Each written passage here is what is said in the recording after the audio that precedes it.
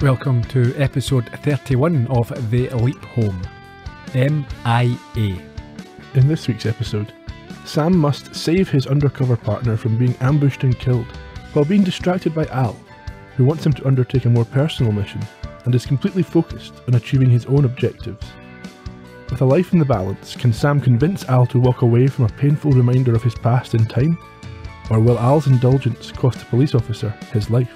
Tina will love this. Yeah. Now, I think this'll fit Lori. Michelle. Man, I can't wait to see Elsa in this. Good afternoon, Ian. How are things? Not too bad, Gerry. How are you? All the better for seeing Tina and Elsie and whatever it is. And or at least their wardrobe. yeah. It's a bit like Mambo number 5. That's what I was thinking of, yes. We've reached the season 2 finale. We have. In some ways it seems quite quick, but if you think back to when we recorded the train one, it's a long time ago. Over 6 months that we've been working on the show overall. Is it? Well, this is episode 31. Yep. That's with a gap between the seasons. Well over 6 months. Yeah. How long is it going to take us to finish? No, don't answer that. Let's not even think that far forward. Oh, quite intimidating. Anything could happen. Could hit by a bus. It's a different setup from usual in this episode. It was. There's a lot to talk about, I think. A lot of big plot drivers, a lot of things concerning the show overall. I'd imagine the arc of it. Yeah, some more holistic details, yeah. Then maybe there'll be spoilers. I don't know anything about how the show ends, so... I think there's implied spoilers if you've not seen to the end of the series. Right. Yeah. We did have a spoiler, I think, that because of the internet these days, I knew what Al's surname is. We all know that. Yeah, that changes how you watch this episode. Yeah. I think there would have been a reveal if you were watching back in the day without IMDb to guide you. Yeah, I didn't even know if Al's surname was in the credits up until this. Right. If it was, then it's not a spoiler. Mm-hmm. Anyhow, before we get into the details of this one, the usual social media rounds. We are at Leap Home Podcast on Twitter. Come and talk to us on Instagram. We're at The Leap Home on Facebook. Check that one all the time. And if you go to theleaphome.com, there's a set of show notes for each episode as it comes out. Meanwhile, up on our Columbo Podcast Productions YouTube channel, you will get the most recent episode 1 week before everybody else, because we publish it there especially. And you can leave reviews and comments and anything else you want there, but also on podcast providers, Apple Podcasts and so on. And we appreciate it if you do so. Are you ready? Let's crack on.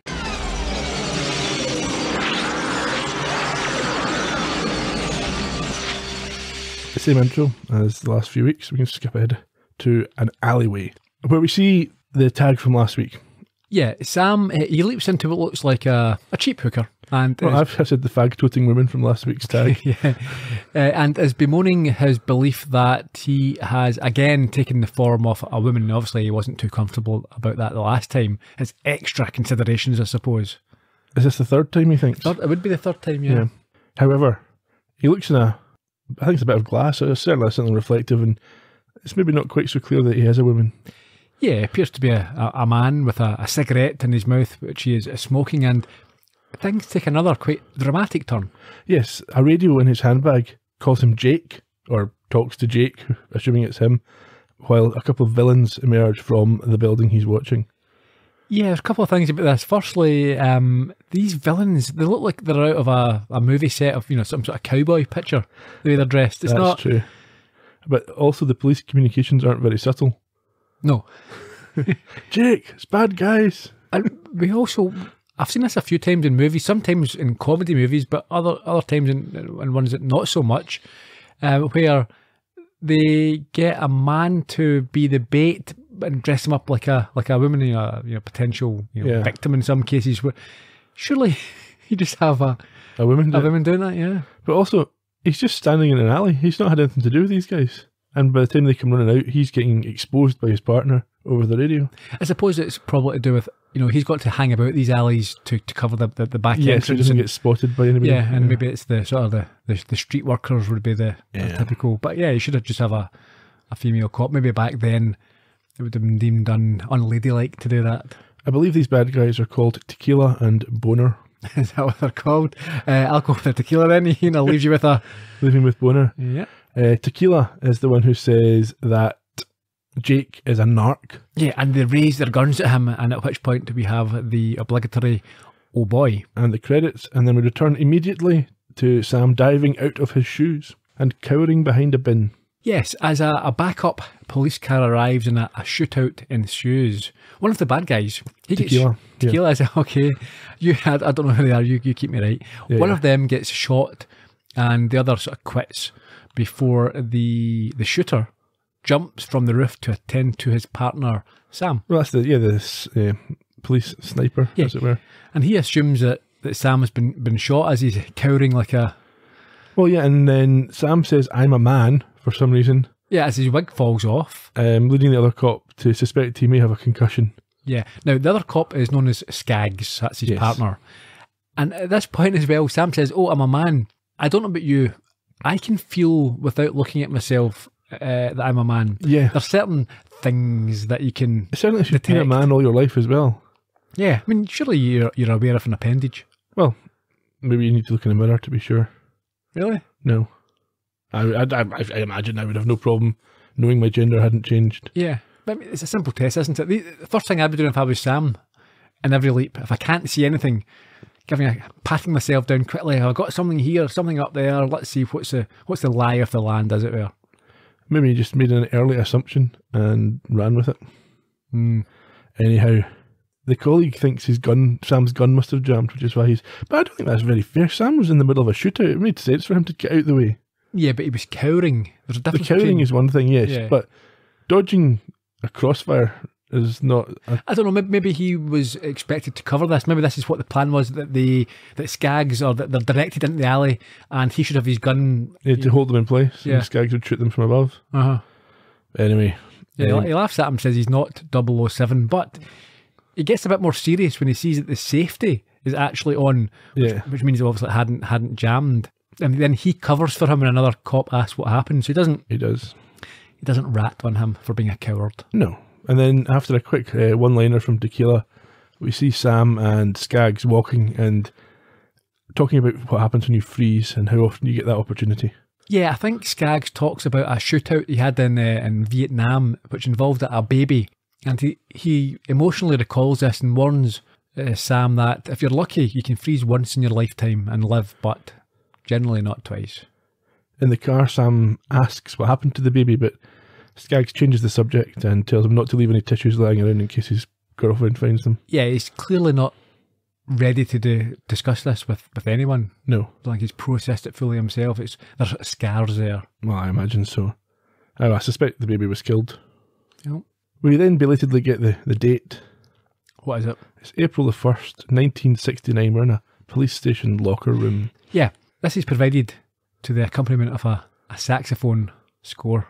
Yes, as Sam walks into the locker room, still dressed as a woman with a array of catcalls coming his way. Yeah, he gets that obligatory reaction that you would expect. Al, he's there. He claims it's due to him looking good in heels. Yes, and Skaggs says that Lisa wants to meet him. Who's Lisa? Well, Al fills Sam in. That's Skaggs' partner. Right. We find out Or his wife, sorry. Yeah, we find out that Sam, this is a new position. He's just been made detective, so he's getting a bit of ribbing off the rest of the guys in the locker. Well, there's, as we heard at the top of the show, an array of lingerie in his locker, a bit of hazing there, but Sam deals with it effectively. He plays along, and the rest of the chaps think he's a good lad. Yeah, he gets a pat in the back. We also find out, I think, that Skaggs, he's a bit of a super cop. He's got the best arrest record in San Diego. Not bad. So we find out where we are as well here. Yes.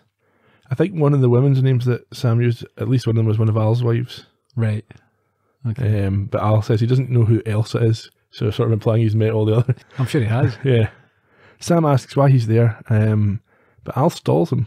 Does he? Yeah, he talks about how normally Jake is short for Jacob, but you're just called Jake, and you've got commendations for protecting other officers and shootouts and stuff like that.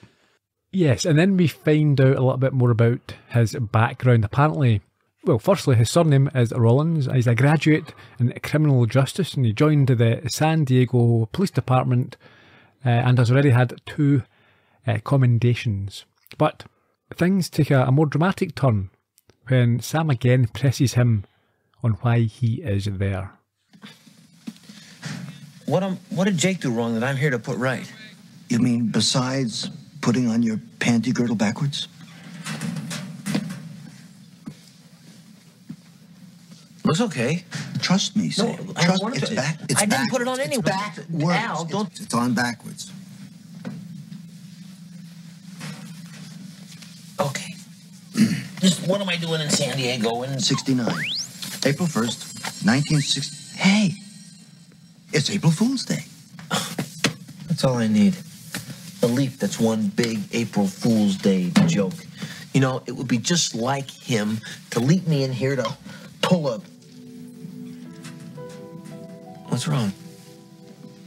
Sam, you're here to stop a woman from making the mistake of her lifetime.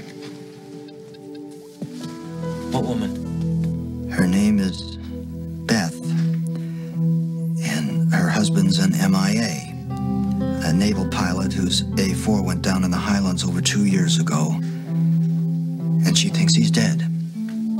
But he's not. No. The VC have got him. He's in a cage near Cham Hoy, and he's going to be repatriated in 73, but Beth won't be there waiting for him. Because she fell in love with somebody else? Yeah, someone she meets on April Fool's Day, 1969. That's today, Sam. Someone she's going to meet today. So, we meet this woman, not with Sam present. She is down at the marina. Yeah, she's quite tearful, and I should say it's a very teary episode, isn't it? It's an emotionally There's a lot charged. of good acting in this episode. We'll get to it, but Dean Stockwell is fabulous again, as always. Especially when he's doing the stuff that Al cares about. He's great at acting with a tear or trying to hold back a tear. Just a wet eye, you know, that wet eyes. That's the type of thing that... And he lets you feel what the character feels. 'Cause I suppose it'd be a lot easier to overdo it and start weeping and wailing, but it's probably harder just to be on the brink. Yeah. Which on he's the very edge. good at, yeah. Yeah. So, Beth is crying, and this slimy guy shows up and says he's surprised that she's crying. Yeah, over a flat tyre. However, she tells him that it's more to do with, you know, it's a lot of things building up and the tyre's just the final straw. He says he can fix the tyre, but he's not sure about everything else. Yeah. And introduces himself as Dirk Simon. Dirk Simon. Dirk. Do you like that name? Dirk. Dirty Dirk. Slimy, sleazy Dirk. Now, how does she respond? She says that she's Beth Calavici. Now, that's the thing, isn't it? I knew Al was Calavici, so this is the spoiler here Yeah. for us. Yeah. But at the time, you wouldn't have... Perhaps you wouldn't, if it's not been in the credits, I don't know. Yeah, it probably wouldn't have been, because they do try to set this up as a reveal. Well, I'm trying to think though, when he was in the court at the end of season 1, did they not use his full title, Admiral? Maybe not, I can't remember. But maybe even if they only mentioned it once or twice, you might not remember. Yeah, I don't know. for sure. I don't know. And also, last week I got this wrong. I assumed that she was dead. You know, there was the hint at something. Yes, that his one true love was, but no. Yeah. Slimy Dirk tells her it's too bad that she has a husband. Yeah, I think there's a reference to the surname being Italian, and he says too bad, and she says, "What, you don't like Italians?" Yeah. It's like, no, the fact that you are married. See, I see the thing that during this episode, you don't really see Dirk doing anything wrong. I keep referring to him as this creep, but he's just sleazy though. Is he really? I mean, I'm not sure how sleazy he is. His haircut is bad. He's no sleazier than Sam tends to be. And what I was going to say as well is that this episode is perfect. Sam is being encouraged to harness his inherent creepiness in this episode. This is the type of thing that he should be good at. Yeah, he should be. Dirk reminds me of a Columbo villain. He just has got that sort of smarminess to him. He's a lawyer. Yeah, he's the type of guy, maybe like a tennis coach as well. He could be that type of, I don't see what Beth sees in him, other than he keeps showing up, which doesn't seem like a very good basis for I suppose, compared to a husband who's never there.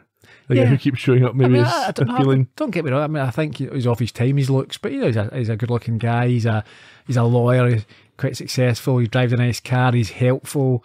I can see what she would see in him. I do quite enjoy the way that she goes on to play two guys along for the rest of the episode. Well, it's a weird one because, we'll get there. We will. Okay, so Sam and Skaggs are driving down to the marina, and Skaggs is concerned because he thinks Sam's fooling him. He's got an April Fool's going on. Yeah, but he insists, no, there's this woman called Beth, who he's never met, but he knows that she's going to get in trouble when she gets a flat tyre and is helped by a lawyer. I've said that Skaggs is right, this sounds like garbage. Of course it does, yeah. Yeah, for sure. Everything Sam does in this scene should make people worry about him. And also, surely Skaggs, he is the senior officer here. So... Yeah, he seems to give, for someone who's just been promoted into the department, he gives him a lot of leeway. Yeah, we're doing this, let's do that. It's like, no, and then later on, it's like, I'm actually, just before we start this mission, I'm not going to do it. I'm going to see some women instead, sorry. Yeah. Anyway, at this point, they pull in behind Beth and Dirk. So we're at this marina. Sam jumps out and pushes him away from the tyre. Much to Skaggs' surprise, this woman with the tyre is there. Because he's predicted this exact situation. Exactly, yeah. That's weird. Well, you would think it's a setup. You would? Oh, well, okay, we'll get to that. Yeah, so as you say, he knocks Dirk to the ground. Which understandably annoys Dirk. Of course. Especially when Beth says that she's never met this guy before. At which point Skaggs takes Dirk away and starts asking to see his ID. Yeah, and at this point Sam points out some dirt on Beth's nose, and we see Skaggs. He's flirting with her. He is. So we're cut between the two people here, Skaggs and Dirk and Sam and Beth, and Skaggs asked Dirk how long he's known the suspect, so he's obviously trying to imply that there's something dodgy. He's certainly playing along with what's going on, yeah. Yeah. He explains he doesn't know her. At the same time, Beth wants to know what Dirk has done. Yes, and then Sam makes a big mistake. He calls her by her name.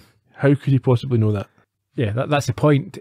He can't come up with an explanation, and instead resorts to saying that he got it through the grapevine. That's really the song playing on the radio at this point. It's not an exception. It's not going to satisfy anybody. No. That answer. Oh. I just know. It gets worse. Anyway, yes, Skaggs at this point asks Dirk if he's a lawyer, which he is. Mm-hmm. And Sam tells Beth he simply cannot discuss a police investigation. Anyway, neither party has given you any explanation as to what's going on, but as Dirk drives off... Well, Dirk he pulls up next to them in the type of car that only a slimy man would have. Well, I'm not so sure. He offers her his business card and any assistance should she need it. So, again, he's assuming that she's in legal trouble now. Yeah. So now alone, Beth demands to know what is going on, but Sam admits that she wouldn't believe him and gets into the car. Skaggs then asks if she's been part of this as an April Fool, and she just starts crying. Yes. And then we skip ahead to another undercover mission where Sam and Skaggs are dressed as hippies. Yeah. I think Sam's a guru of some kind. I think so, yeah. It's fun but nonsense. Well, I've got this point to make later. I don't think this is how undercover work is done. No. They don't just pick a costume for the day every day and go out and join a group. No. And we've discussed this before. I mean, I think it's quite funny for us looking back now at these hippies, because no one really considers these people to be in any way a threat to society or anything. No. They're just some dope smoking.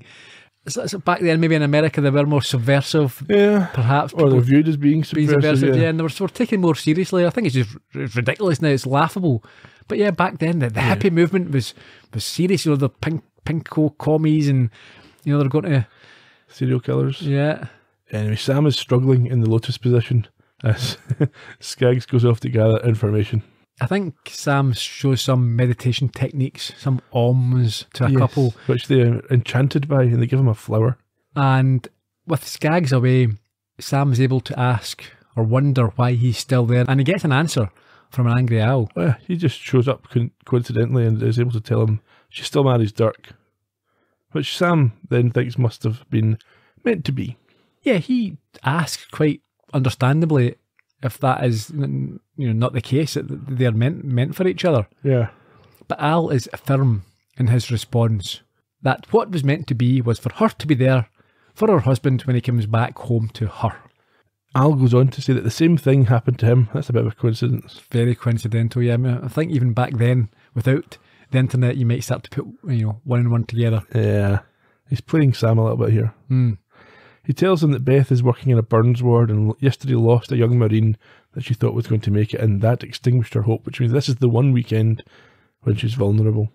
I also was thinking about this as well. Al doesn't require Sam to be in a place. Al can go off and do his own thing.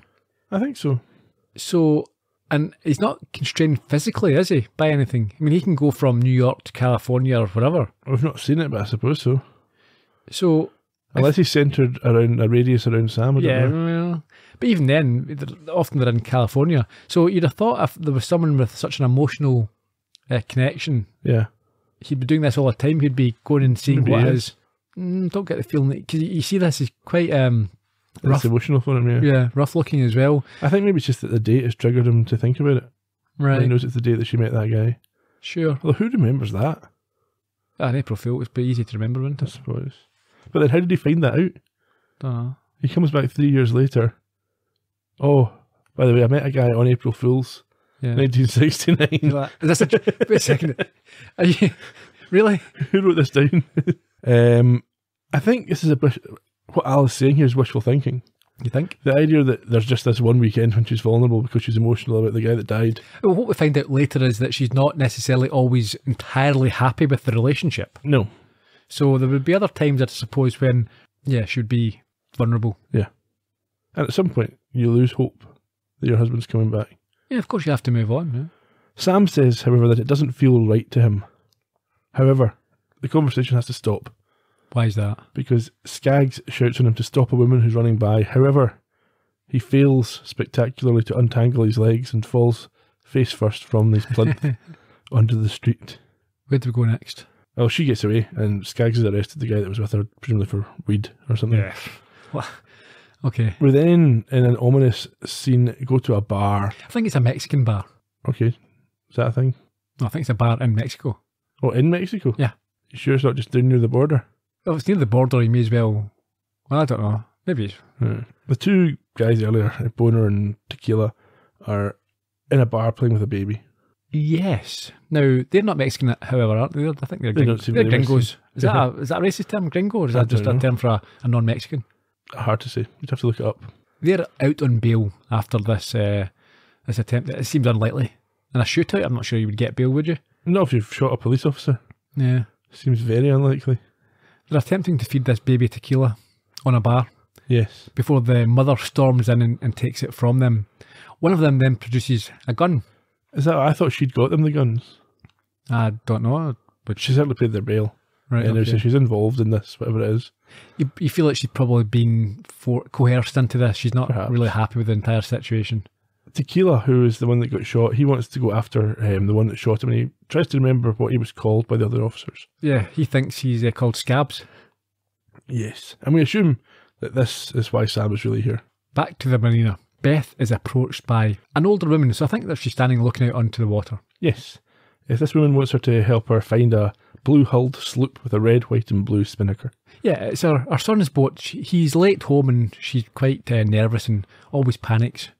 Yes, when he's sailing alone. Mm-hmm. However, Beth does spot it. It's there, so there's no problem. And then the woman notices her M.I.A. bracelet and asks about it. Yes, Beth says it's for her husband, which doesn't deter the woman who invites her to dinner with her son. That is an odd one. So she's just told you she's got a husband who's missing in action, Yep. and she goes, "Oh, opportunity." Yep. I suppose Well- like mother like son. Dirk explains later on that his mother just wants grandchildren. Yeah, but you're picking someone. So here's a fertile woman with no husband in town. So she's been a bit of a scumbag as well, isn't she? Yeah, a little bit, yeah. And by a huge coincidence, who is it? It's Dirk's mum, who seems to be about the same age as Dirk.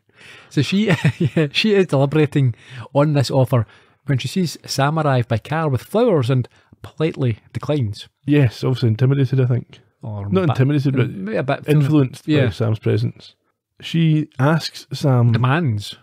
what he's doing there, and he says, he kind of implies that he's got her under surveillance. Well, he denies it following her, but is extremely creepy when claiming to have used advanced surveillance techniques on her and hands her the flowers, the lilies. Yes, that upsets her as well because it's her favourite flowers Well, initially she says she hates them, but then admits that she loves them. and wants to know how he knows that she loves them. He refuses to divulge any further info, but insists that if she goes to dinner with him, he will tell her more. At this point, she should be running away. Far, far away, instead of looking quite interested. Yeah. So he's admitted to using surveillance techniques. It should be illegal. really Probably was weird. illegal even back then. She might find it romantic. She romanticizes things, we find that out. Yeah, but even that, and he's found out about the flowers. That can't be a coincidence. I'd have thought. He takes her to a terrible looking Mexican restaurant. Presumably on Al's advice. Is it a Mexican restaurant? Yeah. Okay, yeah. I thought it was like something more of a cafe, really, wasn't it? It's like one of the places Columbo would go for chili. Yes, exactly. And but that's a little bit later on where Sam tries to joke about being a cheap date as he eat this diner food. But Beth... He offends her. Why? Implying that she's a cheap date. Yes. But she is only interested in what he has to say for himself. Yesterday, my partner and I were on a stakeout at the marina, and it was a bum setup, so we were getting ready to leave, and I saw you struggling with a flat tire, and you looked pretty upset, and I've always had a soft spot for women who are upset, so, well, before I could get to you, the other guy got there first. Are you telling me that what happened yesterday was nothing more than an attempted pickup? Well, I wouldn't put it exactly in those words, but, sort of, yes. My God. How did you know my name? I ran a check on your license plate. And then after you got rid of Dirk, why did you leave? I saw your wedding ring and M.I.A. bracelet, and I felt pretty lousy. Are you trying to tell me you have some moral code when it comes to picking up women? Yes. Even when the woman is as pretty as you. And why did you come back? And why with calla lilies? Well, I owed you an apology and an explanation.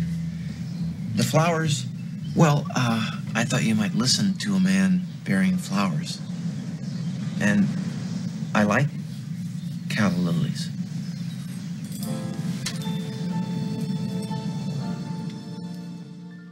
Okay. he may as well have a big flashing neon sign above his head that says, "I am a predator." Despicable. And the scary thing is, it's accurate, it's true, he's not lying here. But what I noted here was he effectively admits to being turned on by vulnerable women. Yes. He senses a weakness and he exploits it. Exactly. And that is his actual character. And she just accepts this as being reasonable. Maybe even attractive. Yeah, oh, he must really like me. I am a bit vulnerable. Yeah. Maybe he'll make me safe. I mean, as a police officer. Yeah. And as we've seen before, even if they're dead, but you don't get much more vulnerable than a dead person. I mean, they cannot fight back in any way. They can't be harmed either, though. Well, you can harm them. You certainly can. Just their memory. No. We head over to Beth's house. I mean, she does seem a bit taken with him at the end of that scene. Yeah, but she is, because she's vulnerable and she is looking for some... I suppose that is. This is him taking advantage of her. Yeah. We see Al in her house looking sad. He is distraught. He's creeping around Beth's house. Now, that's what we find out in his house. Yeah. And he vanishes as soon as she returns with Sam. But Sam sees him. Yeah. You know, he's not trying to hide, he's just making the point that I don't want to be here when this happens. He's effectively telling him to partially seduce enough to... But not fully. No. Just second base. base. Mind of Dirk. Yeah. Just the tip. Oh, no. Beth tells Sam the story about losing the patient that Al already told him. Yeah, she's attached to people who always end up dead. She goes into quite graphic detail about how their skin is falling off and they vomit blood and stuff. Their eyes fall out and then... How would you get attached to that? No, yeah. It's so attractive. I felt for this one blood. guy and I thought, oh, he'll be okay once the bandages come off. His insides fell out. Oh no. Sam offers her a hug, which she accepts, and outside Al is standing around looking a bit rueful. Really, I think he's watching them through the window. Pervert. Yes, he's like a cuck. He likes. I don't know that he is though, because later on he's surprised to learn that Sam stayed there.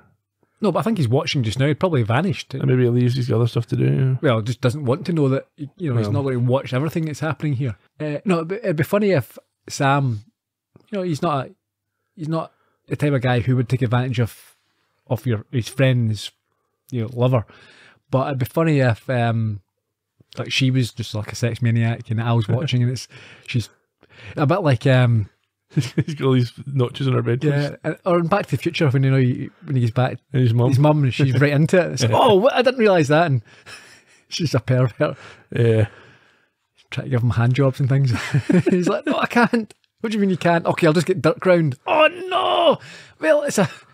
What do I do here? What is this? Sophie's choice. I can accept a hand job or she can get banged off Dirk. It's like one of these moral dilemmas that you would get presented by someone in your office. What would I prefer?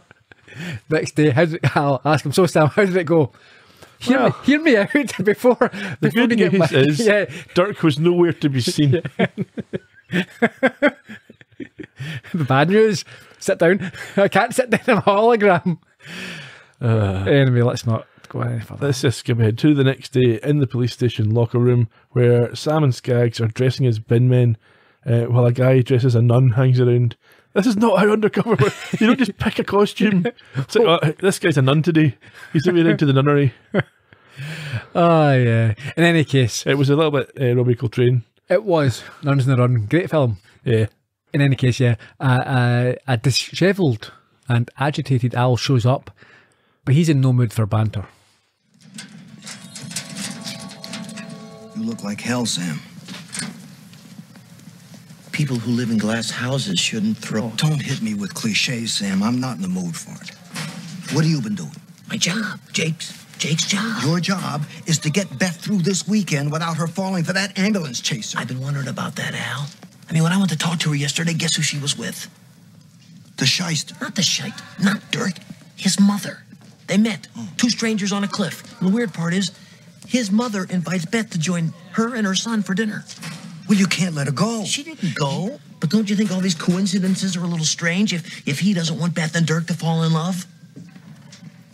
If he's the only one at work here, but you seem to be forgetting about him. I don't believe in the devil, Al. Yeah, well, maybe you would if you were locked up in a tiger cage that was too small for you to stand up in and too narrow for you to sit down in, where you had to exist on Weevil-infested rice and any rainwater you could catch in your mouth. And the only thing that kept you alive was the memory of the woman you love. And if you survive that, when you come home, you'll find out that your wife has run off with some other guy. There's a devil, Sam. And he's trying to destroy Beth's life. Brilliant by Dean Stockwell, as we've discussed earlier. But I've got an issue with Sam there saying, I don't believe in the devil. Now, I don't believe in God, but surely they come as a pair. If you believe in God, you believe in the devil. You can't just say, I believe in the one but not the other. Oh, maybe you can. He's creating his own new religion. Creepyology. All guys go to heaven. Yeah, so this is, I mean, you'd think this is a bit of a tell from Al getting so emotional about this, but I think Sam just thinks he's emotional because something similar happened to him at this stage. So we skip ahead to a restaurant. It's lunchtime. Beth's having her lunch and Dirk comes in completely coincidentally. Is it coincidental? I suppose maybe if he hangs around there. It's near the marina, yeah. Yeah. He is seated at a table opposite, and when he recognises her, he asks about her police incident and then tells her that he knows that Sam was trying to pick her up. Yeah, he's not surprised to learn that was the case.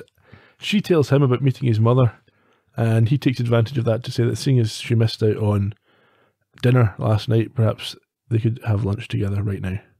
Yeah, so they have a bit of a giggle and agree to that. And we skip over to the Mexican, or the bar near the border. Yes, where the woman that we saw earlier calls the police station asking for Detective Scabs. And then we skip ahead further to Skaggs getting this phone message past him. Apparently she's called twice. He's quite amused that he's being referred to as Scabs. Yes, and the cop passing the message on refers to her as a Chiquita, I think. Yeah. Is that quite derogatory? Certainly derivative, I would say. Yeah. Apparently she's got a hot tip for him. And coincidentally... yeah. Elsewhere, in the locker room, Sam and Al are chatting openly.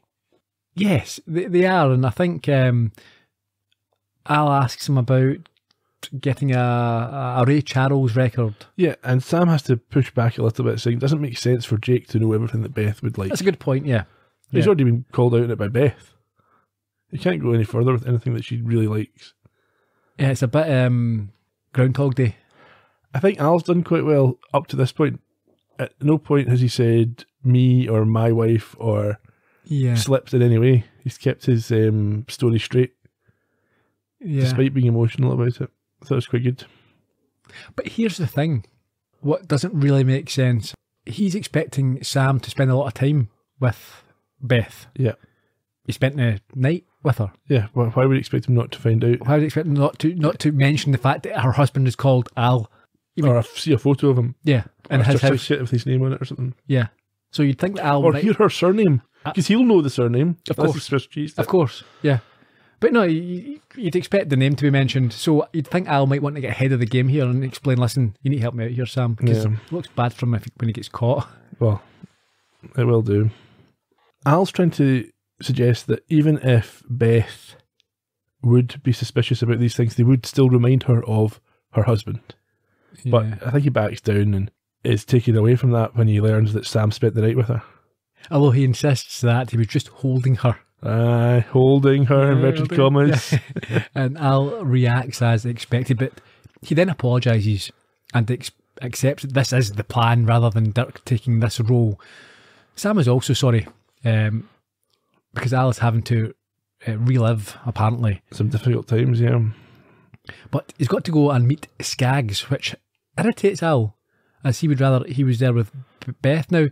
Well, this is the bit I mentioned earlier. So Sam is then told by Al that Dirk is at the bungalow right now and begs him to intervene. So Sam just ditches Skaggs to go and do this bin man thing by himself. I actually think that's the right thing to do. What I didn't understand was Sam saying, I can't do this, I've got to work. It's like, no, Sam, but this is why you're here. But he's not sure about that. Okay, you're right, yeah. Because I'm thinking, well, you don't just do. It's like I've got paperwork to do. But you're on a mission. But he doesn't know. Yeah, he doesn't know what his mission is. Yeah, he's not convinced by Al's story. Yeah, that's okay. But over at the bungalow, right enough, Beth is entertaining Dirk. In fact, she's telling him about Al. Yeah, his passion for flying, the Navy, and her in that order. Place, yeah. It's like Gareth Bale in his football. Yeah.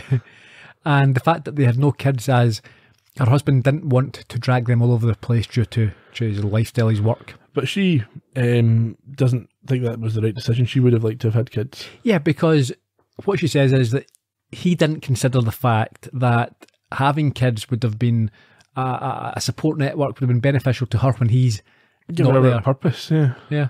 That she seems to be lacking at this stage. And I think she also mentions that for the majority of their married life, he's not been with her. Yeah, for 8 years they've been married. She's lived with him for about 2. Yeah. And she almost divorced him when he went back to Vietnam. So it shows that the marriage was struggling. There was strains on it, yeah, because of his work. Yeah. But I don't think that's uncommon, people in these type of jobs. I mean, I suppose to an extent you say, well, because she's in the military. Well, she works in the hospital, isn't she?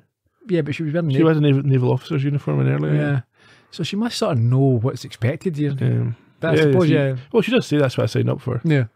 Dirk, though, ever looking a bit like Sam for an opportunity, says, why didn't you divorce him? And she says, you can't divorce a man who's flying off to war. And then Dirk says, or M.I.A, but she thinks that M.I.A is maybe just a euphemism for dead. I think in most cases it is or was. Well, who knows? Well, I suppose the stats were there. Yeah. How many actually come back? Yeah.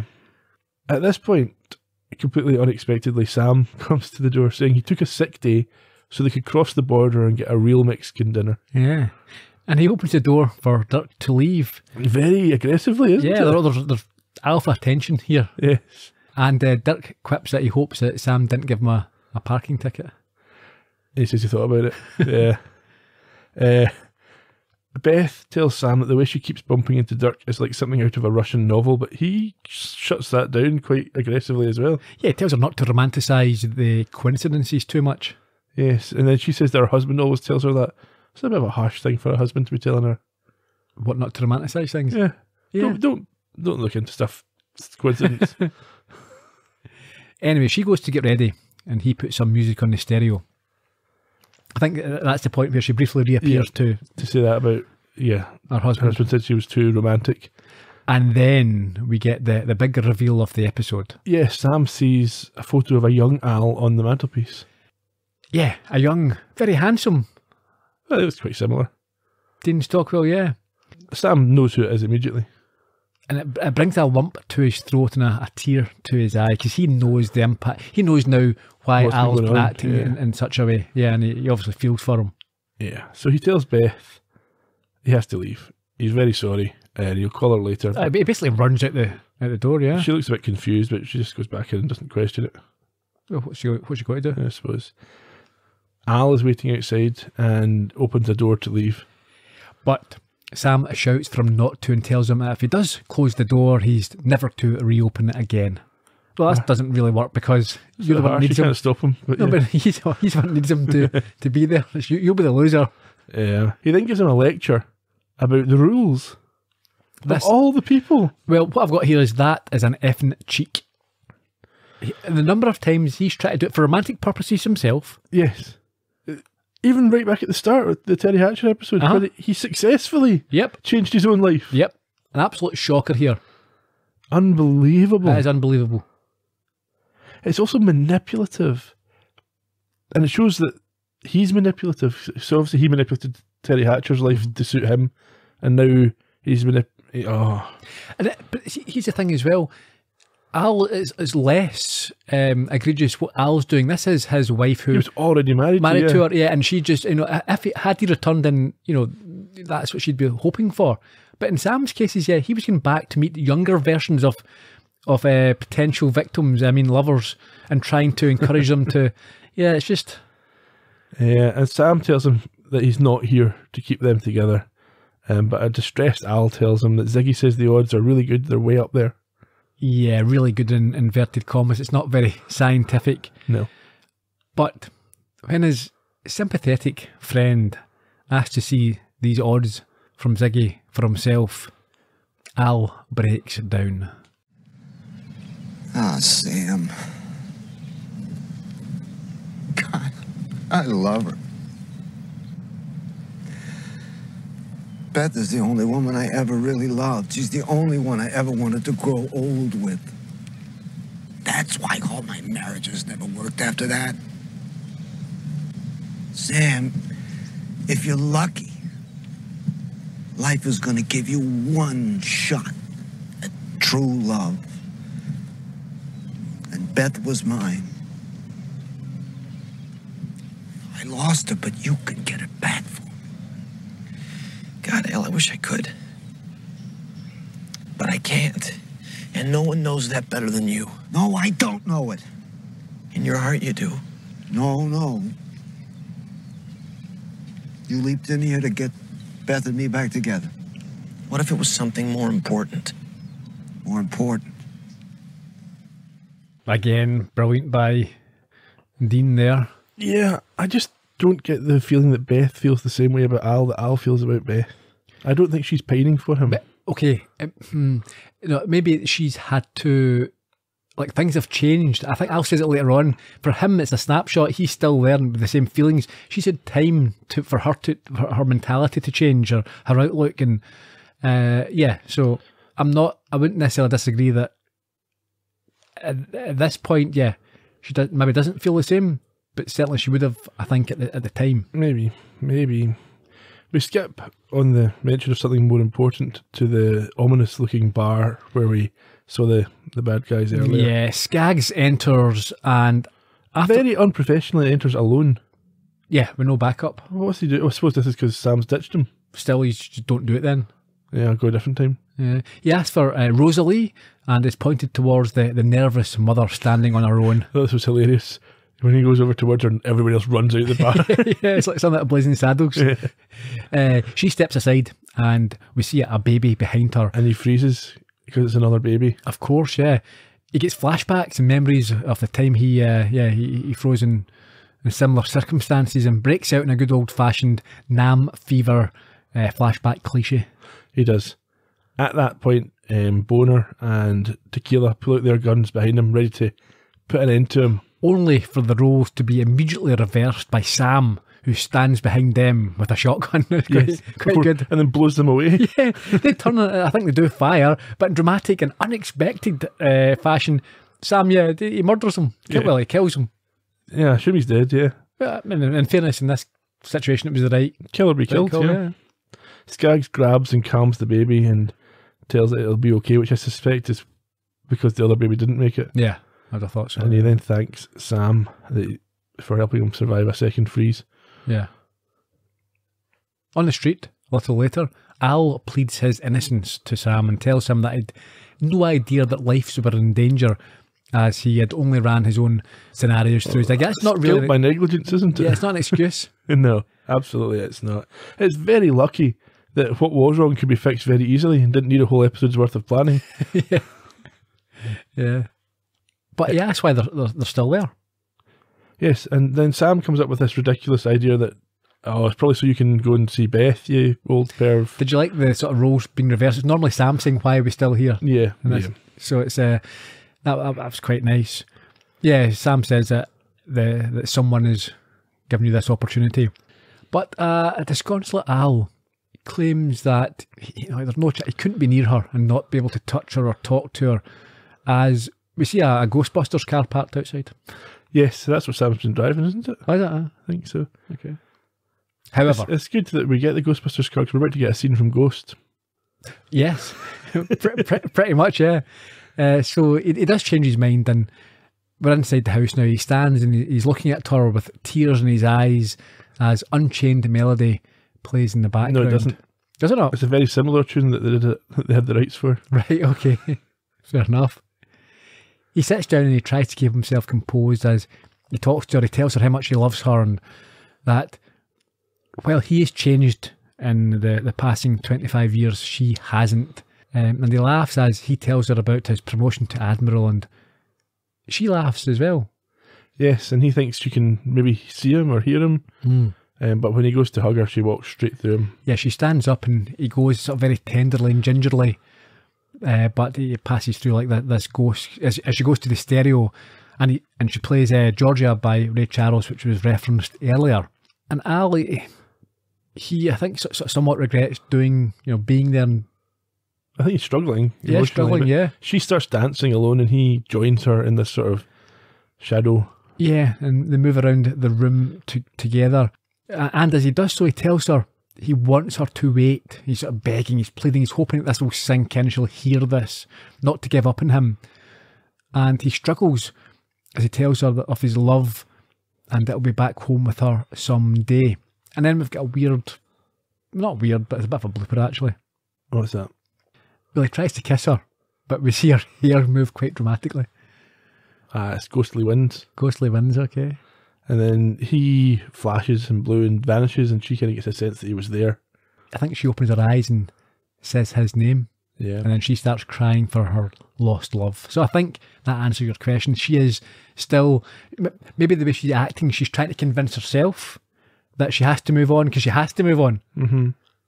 So maybe she's putting up these scenarios where it wasn't working or I wasn't really that happy, to make it easier for her to make this decision that she has to cut the cord. Maybe. Okay, that's it. We don't see a leap. We don't, because it's the end of the season. I get cancelled there, and that's probably it. Leaping back into Miss Daisy again. Oh. Questions I had, I think we've covered most of these. So I asked, why is it okay for Sam to change his life and not for Al? It's not. Simple as that. So is it wrong for Sam to do it, or is it wrong for him not to do it for Al? It's probably wrong for everyone. But I think, as we discussed there, you have to look at it, and if you look ahead to what's coming at the start of season 3, Sam's going to leap into himself. Yeah, okay, we'll find out, yeah. Yeah, but that's not his decision. So if someone puts you in that position, you can't help it. You're affecting your own life. Well, anyway. No spoilers. Do you think Beth would have waited for Al if she knew he was alive? Yes. Are you sure? Yeah, no, I'm not sure, but I think so. Did you expect Sam at some point in the episode to blurt out that Al was still alive? He's got a history of doing that, just saying things. You won't believe this, but no, I didn't ever think that would.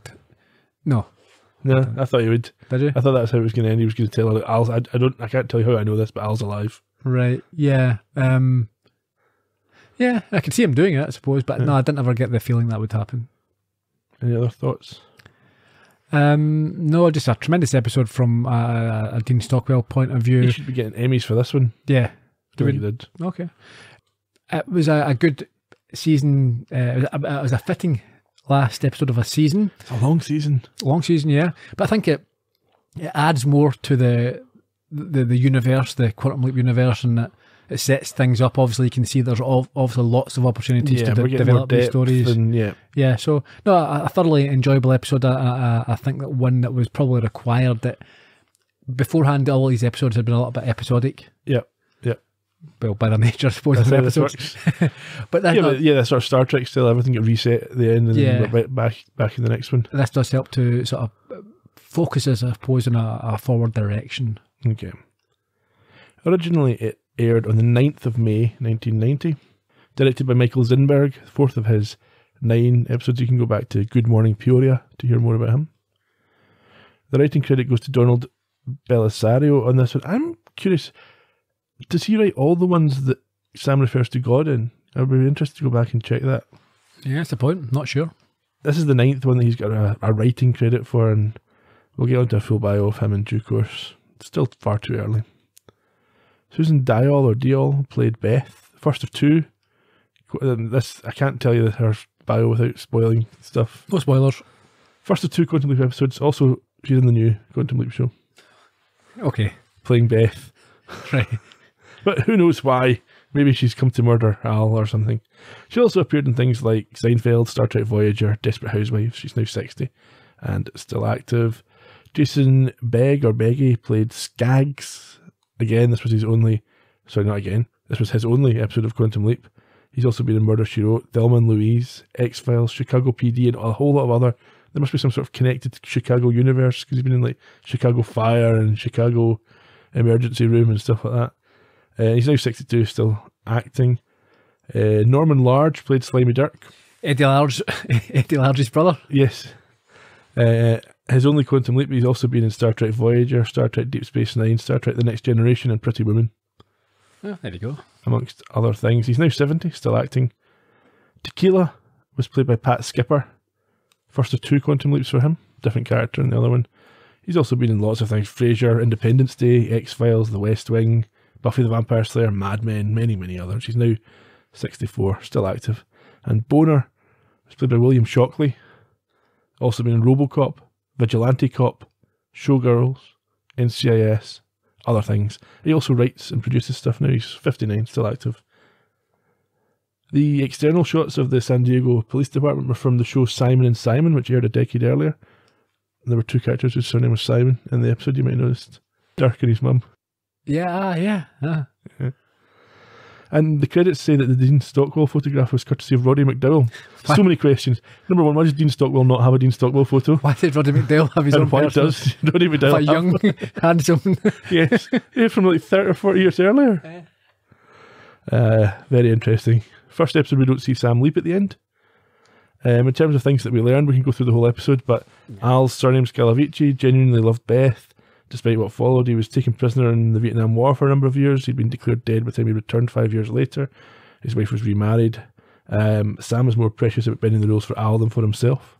Al's father was from Italy. Yes, you learned that as well. Mm-hmm. On this date, do you have anything good? Not really. Marvin Gaye, Heard It Through a Grapevine, which was referenced in the episode, topped the UK charts. The first generation Harrier jump jet came into military service that day in the RAF, and Skamania County in Washington made the first official recognition of the possibility that Bigfoot might exist. Yes, I heard about that actually. So, next time, this is the end of the second season, so we're going to take a break and we'll be back with season 3 in due course. Are we? How long are we thinking? I think a month or 3. No, it's always a little bit more. Let's go for 3 weeks, but we'll probably be a month. Yeah, but we'll start recording before we start releasing, so it could well be March before you hear from us again. No, when's this one coming out? Middle of January. Let's go for middle of February. Oh, end of February. Well, we'll see. We'll definitely be back. At some point. I'll be back. You'll be back. Right, we'll see you again. Until then, cheerio. Bye-bye.